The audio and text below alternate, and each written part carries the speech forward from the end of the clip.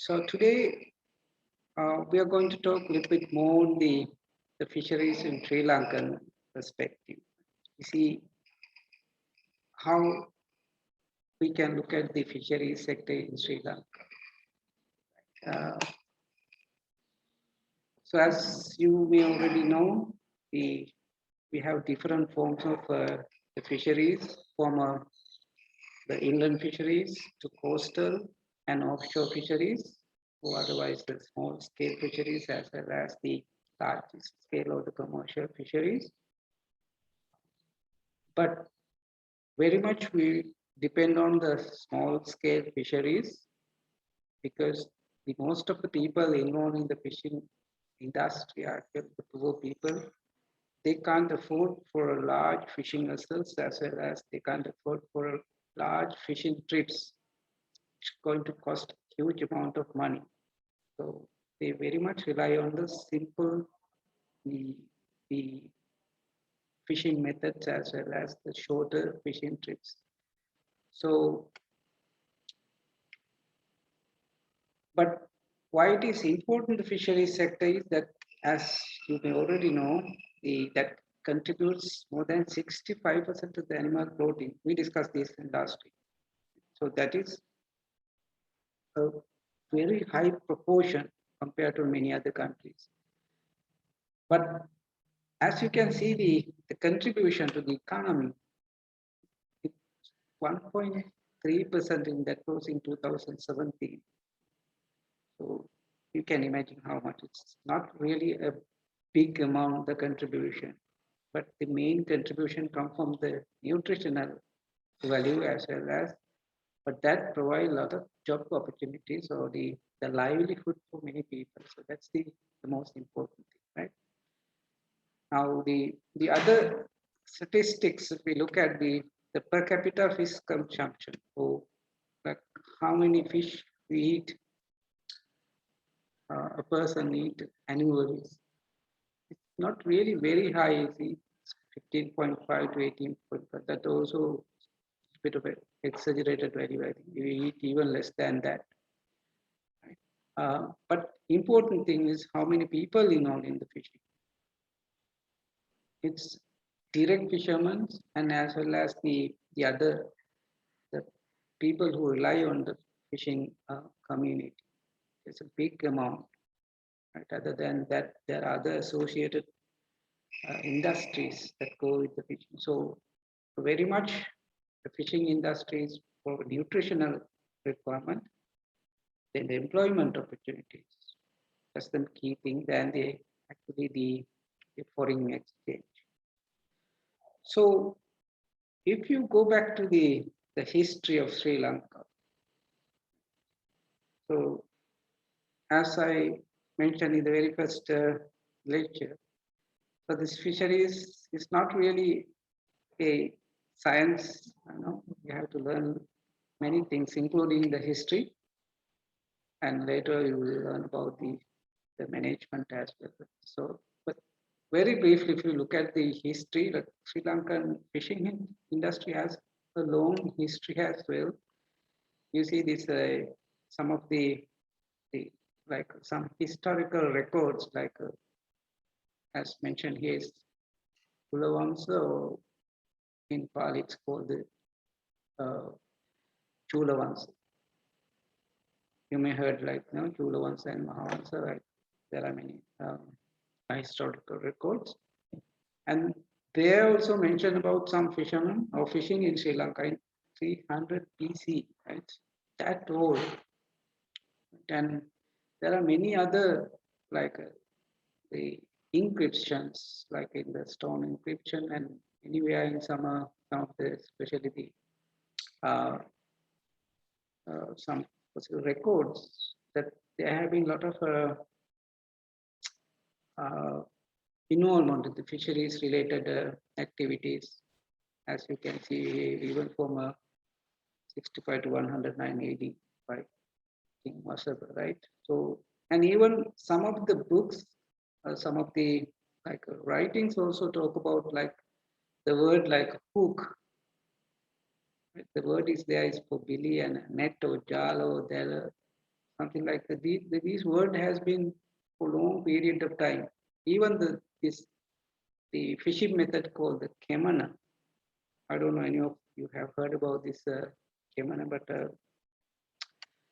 in the museums you will see this kemana. I will show you later.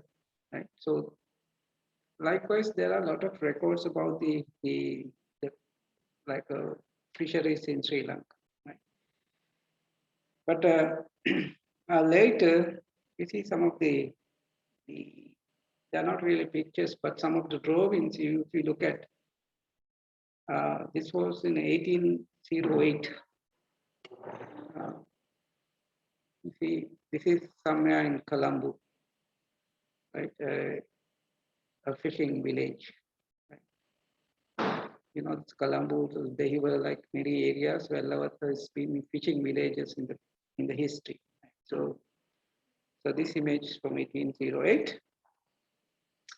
And you see here some of the bottom one is the Mount Lavinia.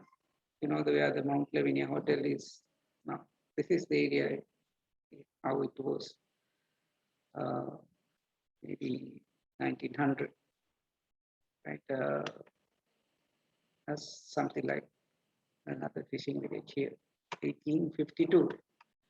And who can guess this on the image on your left? You empathy image, where can it be?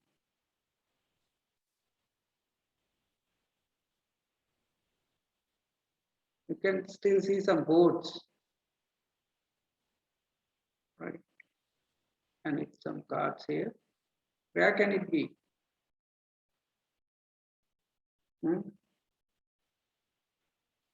Anyone has idea?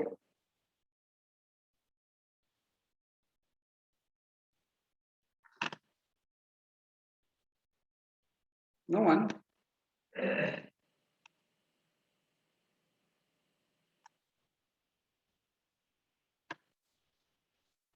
Right. This is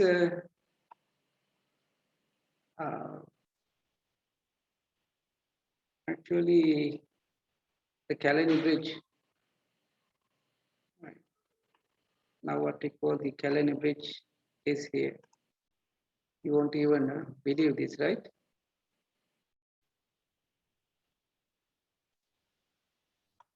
Right.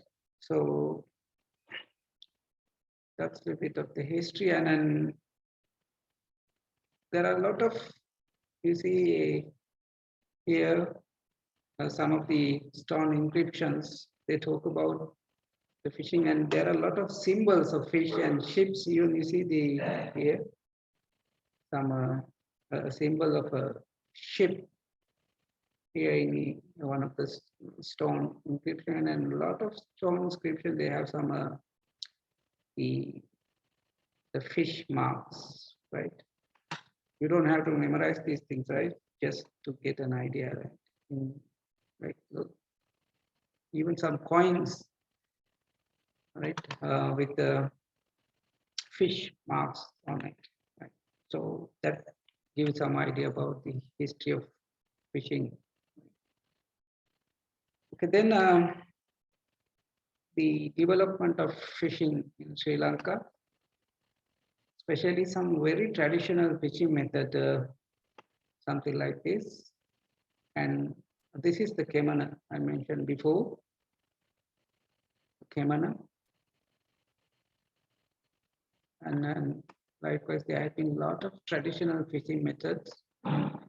This one, even now you see in the museums, you see only these kind of fishing methods. And from there to the Oru and Paru, and then this one very famous fishing method, iconic fishing method in Sri Lanka. It's called the still fishing, right? Still fishing, and from that to later stages, people start using fishing nets, right? So that's how the fishing was gradually developed into use different fishing methods, and from there we move into with more the other more advanced way of fishing. But before that, we can have a small video. Let me share the screen.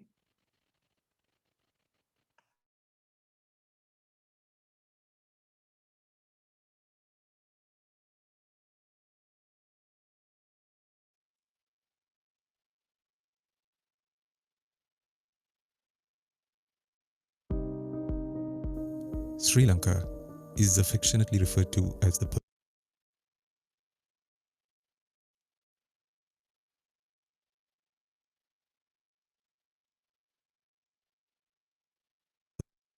of the Indian Ocean and is the 25th largest island in the world.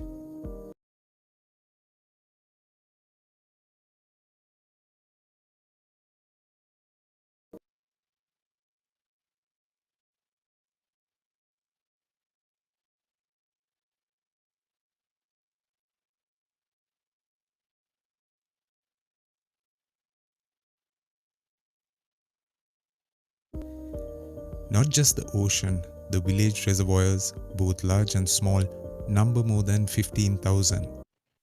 Can you hear the sound? Yes, sir.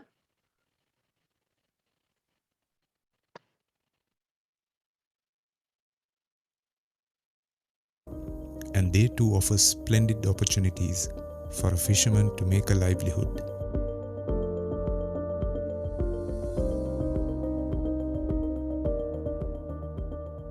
The coastal dwellers of Sri Lanka since ancient times have made fishing a principal livelihood.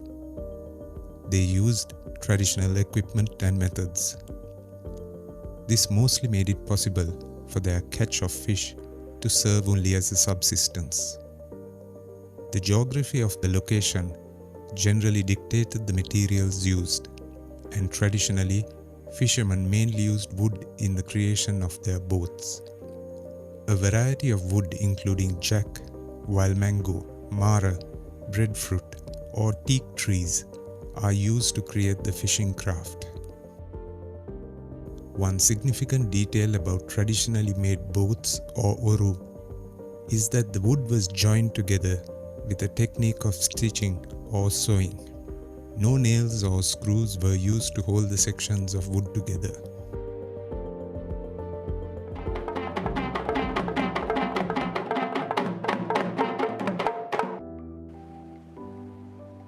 There are a variety of fishing boats made even today, which have maintained the original style going back millennia. They are known as Oru, Wallam, Teppam, and Kattumaram. The National Museum of Colombo has the remains of an Orua dated to around the time of Prince Vijaya's arrival in Sri Lanka. This shows that skilled boat builders existed even before this time. The Oru or dugout canoe is the most common traditional fishing craft found in Sri Lanka, in most cases found with an outrigger or balance log. A variation of the same is the Pila Orua and is a simpler form which lies low in the water and ideal for usage where the water is very still and therefore seen inland. The Bala Orua or Rual Orua with a single outrigger is reputed to be one of the fastest traditional fishing craft in the world. Historically, they were used for deep-sea fishing and were built very sturdily. To the canoe is mounted a large rectangular or square sail with bamboo poles. The slender design enables high speed on the seas, while the outrigger stabilizes the journey. These boats can be still seen sailing out to the Negombo Lagoon to catch shrimp. In the latter part of the 20th century, the Rual Orua was an iconic backdrop for movie settings and advertising. The Wallam Orua seen in the south of the country is used both for net and rod fishing.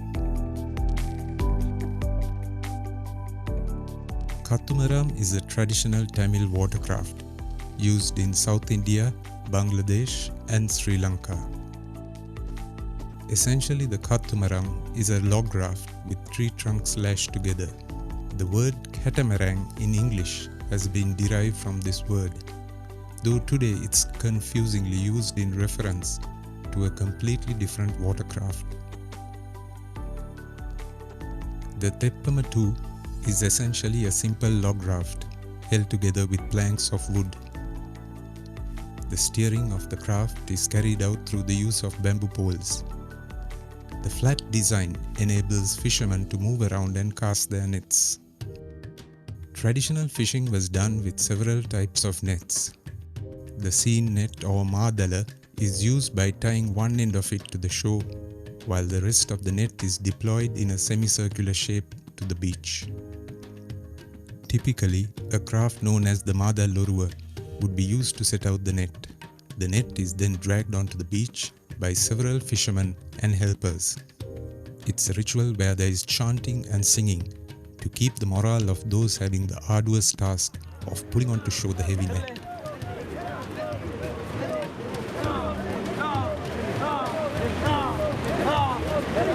Small-sized fish get trapped within this net. Usually, after sorting the catch, the payment for the assistance is a share of the resultant haul. Sri Lanka too has a unique type of rod fishing. Fishermen, not content with standing on rocks, during the mid-20th century developed a technique of fishing from stilts.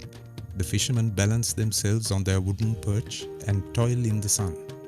This is a unique practice confined to a 10-kilometer stretch in the area of Koggola, Katalua and Ahangama in the south of the country.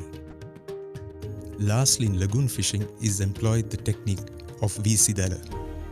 These lagoon fishermen have confined their fishing area by not going out to sea and instead catching the lobsters, prawns and crabs found in the inland estuaries and lagoons, filled with the dangers of the high seas.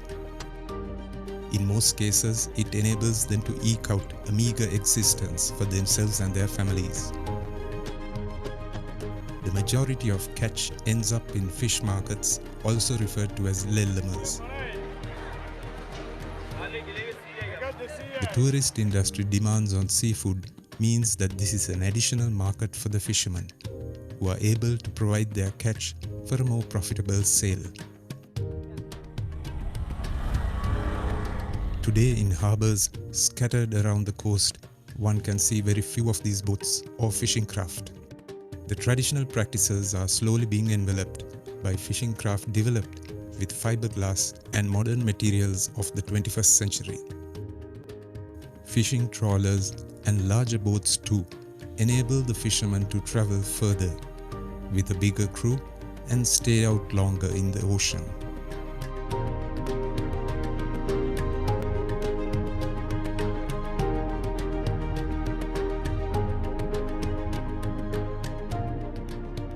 However, as your travels take you around the beautiful pearl of the Indian Ocean, you are certain to spot one or more of these traditional boats or fishing activities.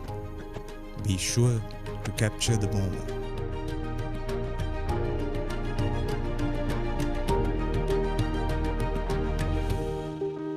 Then it is easy for us to discuss some of the things in the future. So,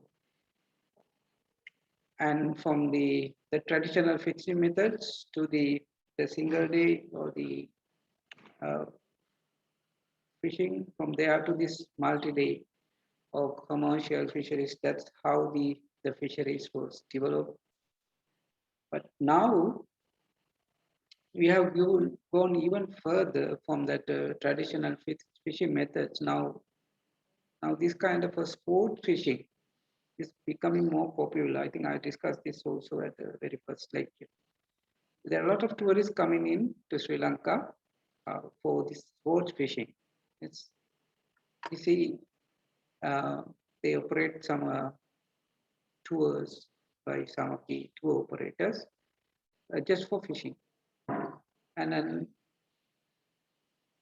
you see how much they enjoy from this sport fishing activity. In many cases, it is just pose for a photograph. Right? They just take a photograph, and then most likely they will put them back to the sea, unless sometimes they might bring it, but in many cases they just throw them back to the sea. It's just for enjoy.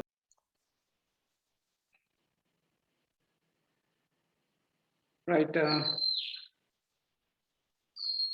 So again,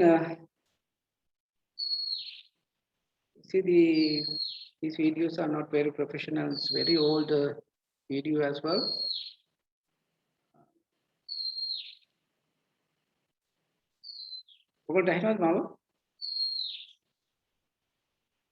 Yes, sir. Sorry, I have sound issue. Now I can hear, but I couldn't hear anything from the video. But, video sound?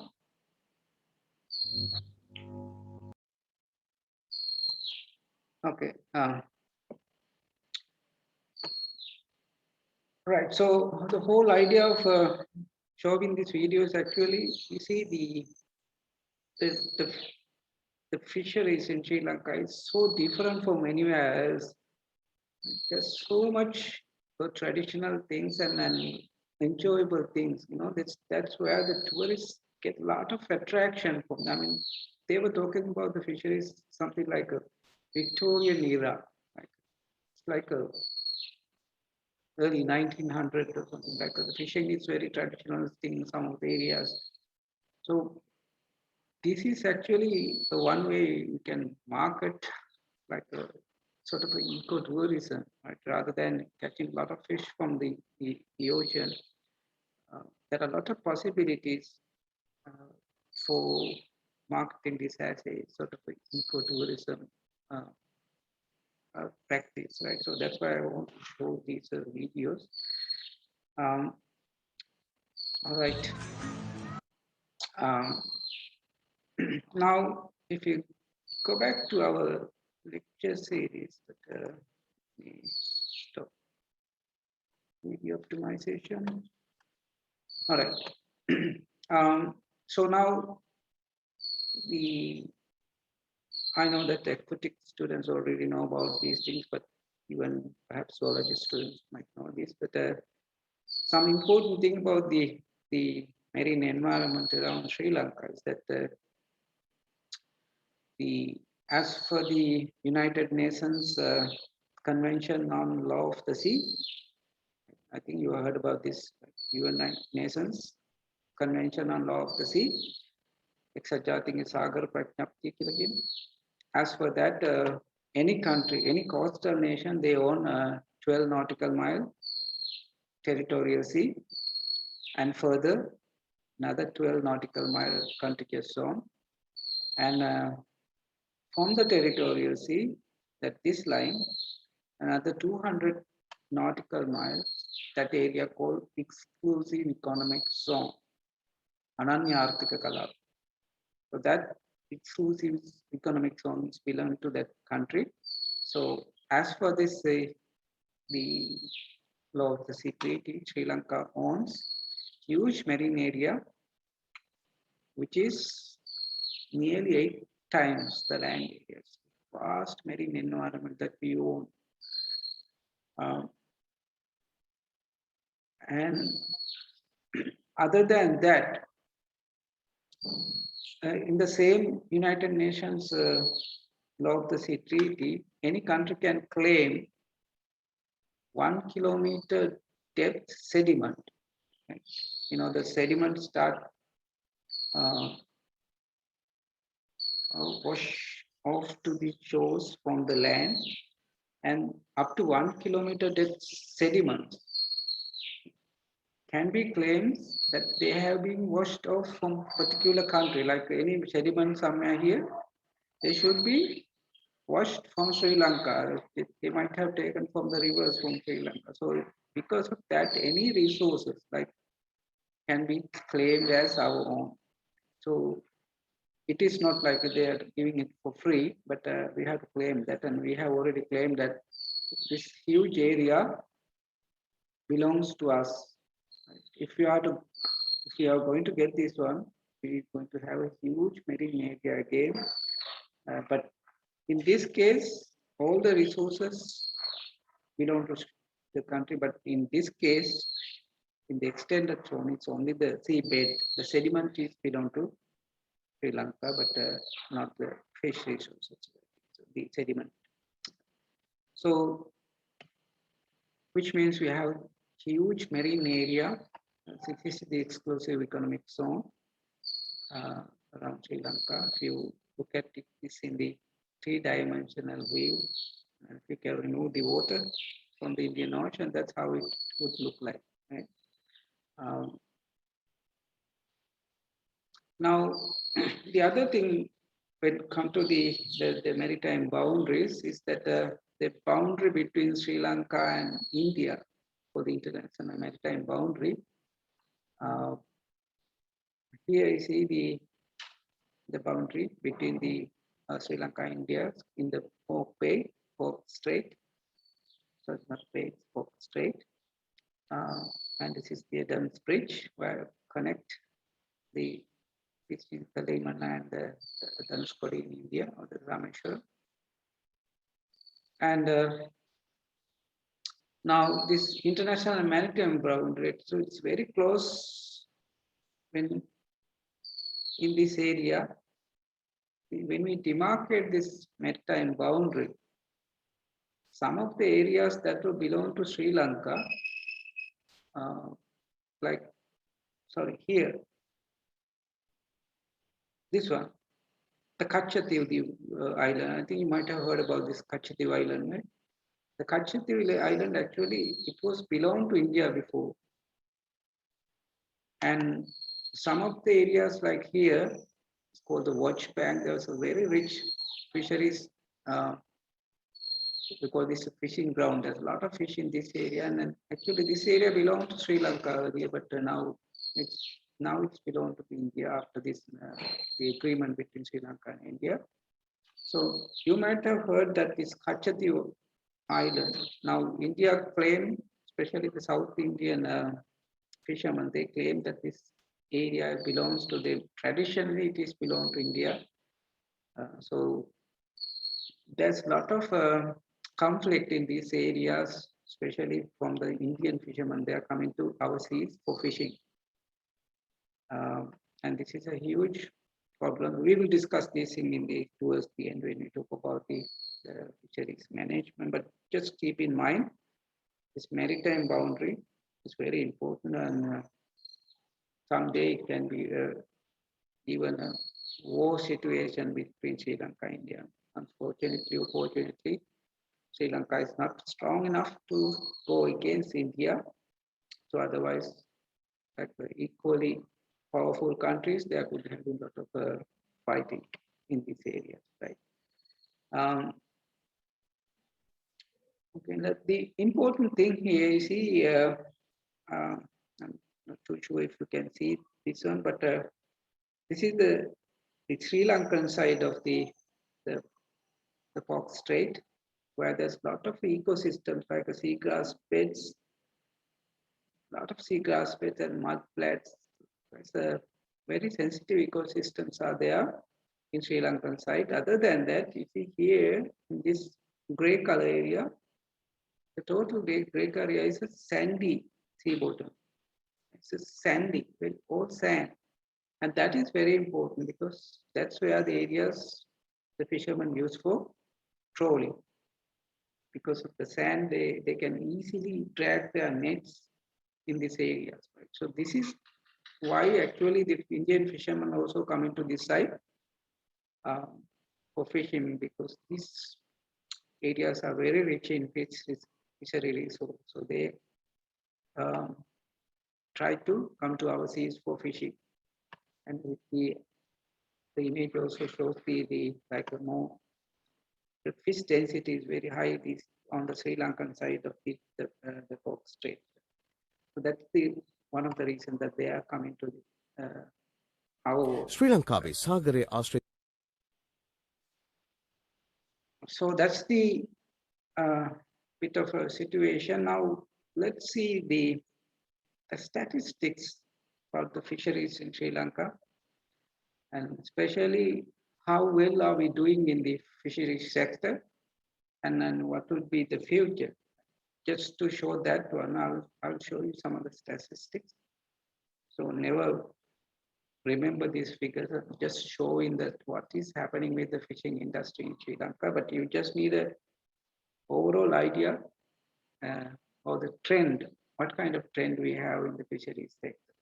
Here you have the year from 1980 to 2030. I have now updated in the next pages as well. And this is the marine fisheries, okay, divided into coastal fisheries and offshore or deep sea. And the total marine production in this column. This is the inland production and the total fish production on the right side. If you look at the marine fish catches, the coastal fish production, you see 165,000, and then very much it has been stagnant even by 2008, still same. But after you see 2009, there is a substantial increase in the fish production, and you know why it is here. 2009 is after the war. There was some development fishery, especially there was a lot of restriction in the east and northern areas for fishing. So after the removal of the restriction, there had been some increase in fish production. But other than that, almost the coastal fish production has been stagnant somewhere. But you see, the offshore fish production has, from 2,000 metric ton in 1982, it has been increased gradually. And that's how the total marine fish production has increased over time. Now you look at the inland and aquaculture fish production. 1980s, it's been 20,000 metric ton from all the aquaculture production, but you see it's almost now 4 times, but there's been a lot of effort to increase the inland fisheries production in Sri Lanka, but it's not been very effective in that sense. So still, the total fish production is very low. And on the next slide, you see the fish production thereafter, the previous one up to 2013, and after 2013 to 2018 statistics here. Still, there is some increase in the total production, but there's not huge increase. The coastal fish production 2067, but 2015 again. This is somewhere more or less stagnant around 250,000 metric tons. Right? Might go up, but coming down likewise, is stagnant somewhere. But the offshore fisheries shows some sort of an increase, but it's not, that also not a huge or remarkable increase. So that's the situation when come to the marine and especially the coastal and marine fisheries sectors. In this figure, or rather the table, you see the dried and canned fish production, and as well as imports to Sri Lanka from 1990 to 2008. So look at this one. So this is the dried fish production, not production actually, the amount or the supply. This is the local production on this column, and this is the imports, and the total dried fish, and the right column is the canned fish imported. You see when come to the dried fish,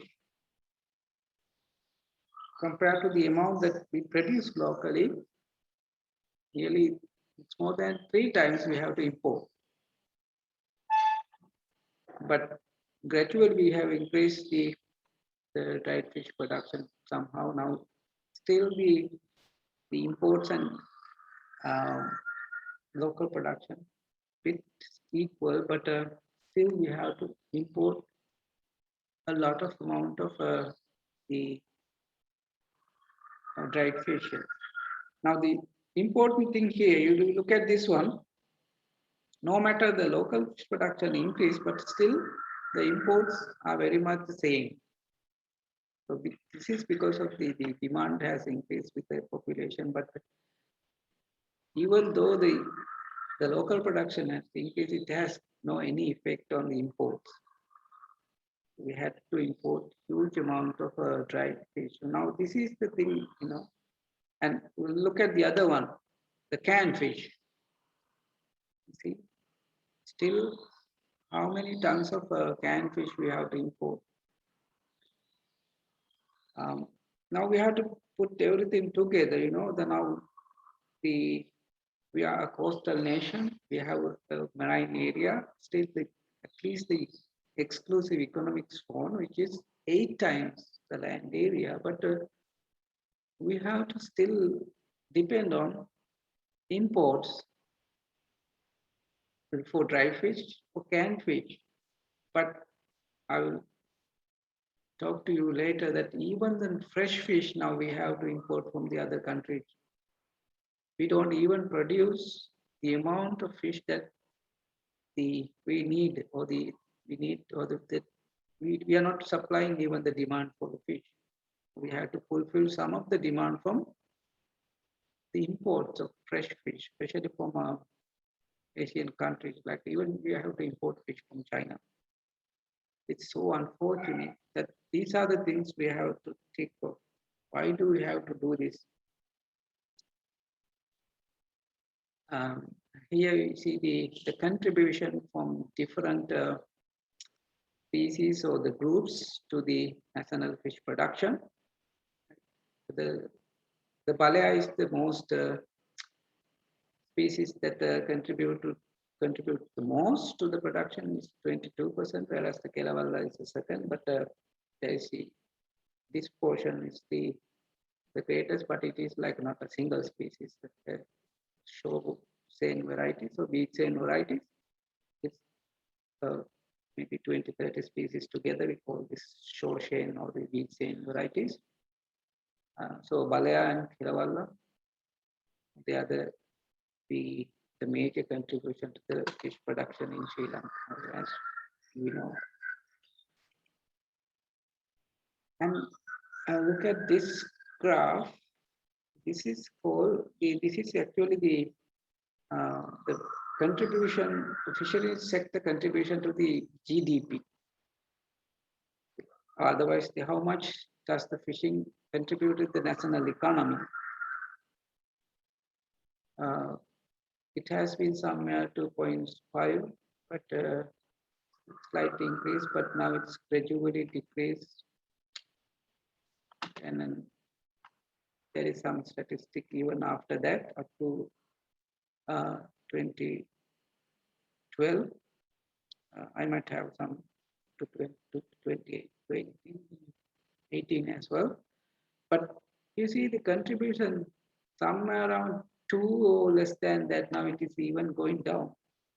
I mean, it's not because of fisheries it's going down, but other exports are increasing because of that. The fisheries contribution is going down. So that's the situation with the fisheries sector. But the story is not really finished. We have more statistics on like how many areas we have for the different fishing, but I don't want to go into these things. Once I share this slide, you may read these things. And here, let's give some idea about the per capita fish consumption. And this is the values, the per capita total fish consumption, like 6.8 kilograms per person per year. And then it has increased to up to 10.4 in 2012-13. And then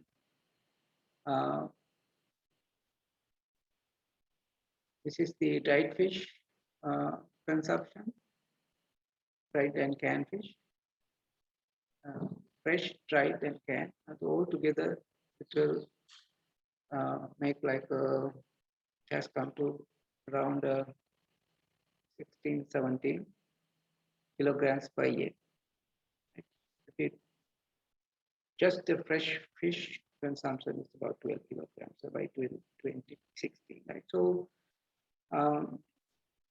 that's the situation, but the FAO recommend that we have to eat at least more than 22 kilograms of fish if we are to be healthy. That's how much the FAO recommends, especially for people like us from developing countries. They have huge issue for protein malnutrition, so we have to have more seafood. But we are nowhere there. We are still lacking the amount of fish we have to eat annually. And now we look at the statistics where we can stand Sri Lanka in the Asian region. How well are we doing when it comes to the fisheries sector? And on your left, there is a table show the production of fish, crustacean, and mollusks by countries in South Asia. For the South Asian countries, this was in 2012. Production in metric ton, the total production here. You see where the India on the top, followed by Indonesia, Vietnam, and see the Sri Lanka is somewhere not even halfway, even below that. Even the Cambodia doing better than us when it comes to the fish production, total fish production.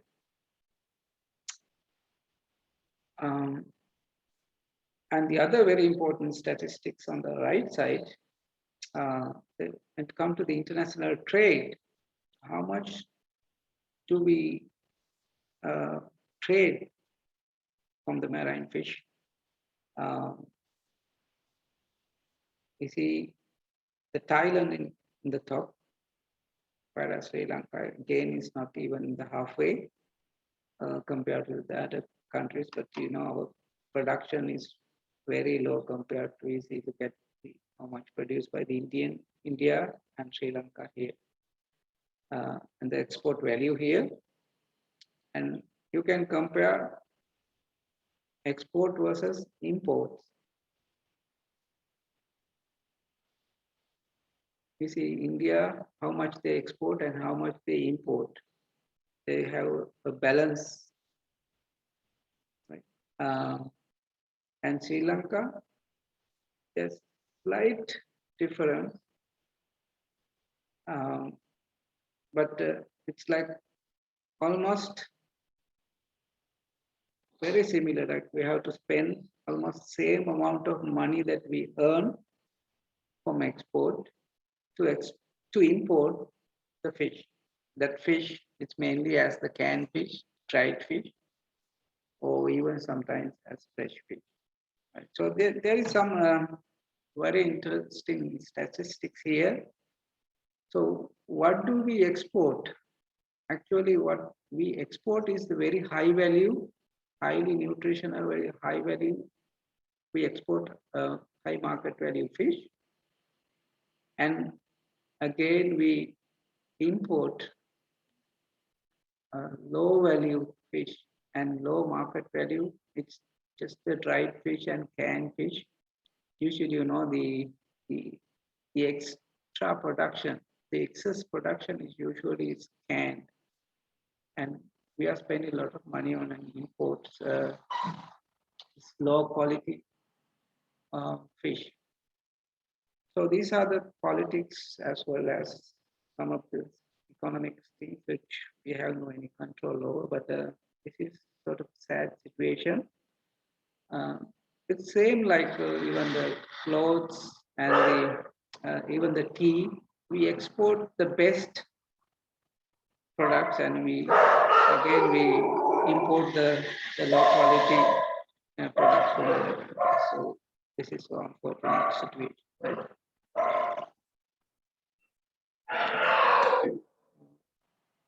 And that's more statistics on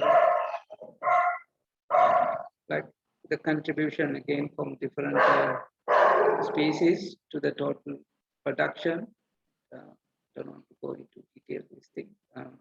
And this is the the fish and dry fish imports. The moldy fish alone, how much we import, the dried fish, canned fish here.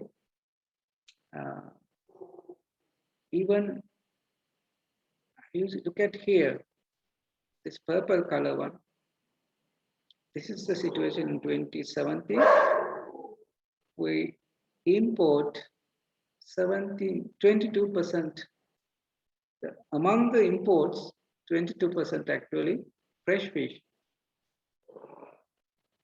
the food fish. So this is so unfortunate again, because we still have to import fish from the other countries, though we are a island nation with a huge marine environment. And this is statistics about how the increase in the fishing vessels, like the offshore fishing vessels, actually, multi-day fishing vessels has a gradual increase over the time. But no matter how they have developed, but still we have to import a lot of fish from other countries. And that is a sort of unfortunate situation. Now, here again some statistics about the fish production as well as the forecast for the up to 2025. Actually, this being forecast some time back. Yes, it's to 2019. These are actually forecasts from the Ministry of Fisheries. But I'm quite skeptical about whether we can achieve this kind of a high value. So we have this forecast. On the left side, we have the different fishing methods, fishing vessels actually, type of fishing vessels. I will come to these things later on with when we come to the fishing gear, vessels and craft. We will have a separate session on that aspect. Right, so that is the situation with the fisheries sector in Sri Lanka. And then there's another very important video. I can put this one too.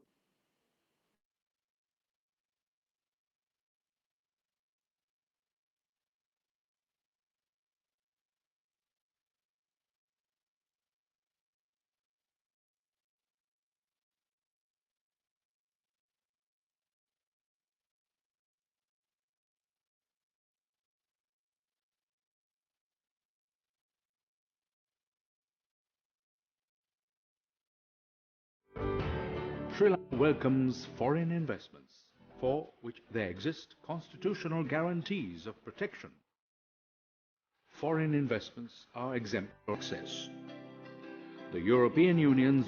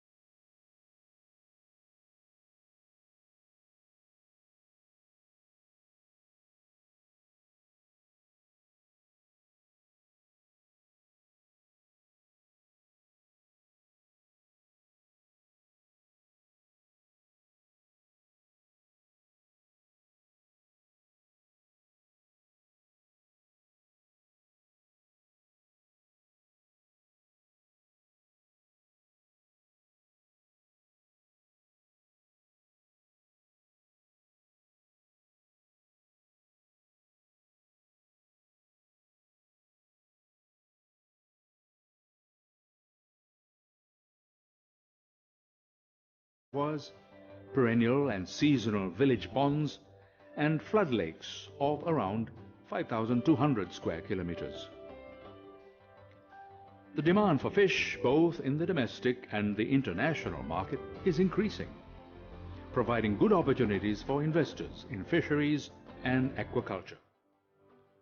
The national policy on development of fisheries and aquaculture is to obtain optimal benefits from these resources while ensuring their long-term sustainability. Sri Lanka is party to a number of international treaties concerning conservation and management of fisheries. National laws give effect to the requirements under these treaties. Measures are being taken to prevent, deter or eliminate illegal, unreported and unregulated, that's IUU fishing, as required under international laws. The state invests on common infrastructure facilities related to fisheries